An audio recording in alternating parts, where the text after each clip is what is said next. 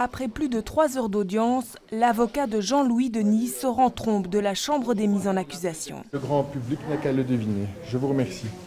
Très énervé, Maître Courtois refuse d'en dire plus à la presse, renvoyant la balle aux avocats de Michael Devret, surnommé Abou Rayhan, et Mohamed Kémir, appelé le Tunisien, également inculpés de participation aux activités d'un groupe terroriste. Eux aussi distribuaient des tracts aux côtés de Jean-Louis Denis pour recruter des candidats au djihad armé en Syrie. Les deux hommes fréquentaient son association prétendument caritative, le Resto du Tawhid. Je pense que les débats en ce qui concerne ce dossier-là se sont déroulés assez sereinement.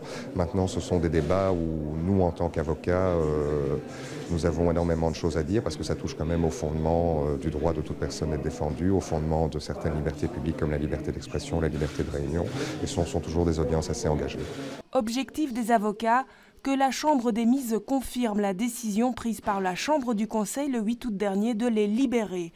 Une libération sous conditions strictes, 25 en tout. Se présenter au commissariat tous les 3 jours, faire en sorte aussi de s'abstenir d'avoir des contacts avec la presse, sauf via son avocat, ses avocats, et aussi des conditions aussi qui sont relativement très importantes et qui restreignent très fort la liberté d'expression. Interdiction aussi pour Jean-Louis le Soumis et ses amis de fréquenter Molenbeek, Vilvoorde ou encore Anvers, commune d'où sont partis de nombreux djihadistes belges pour la Syrie.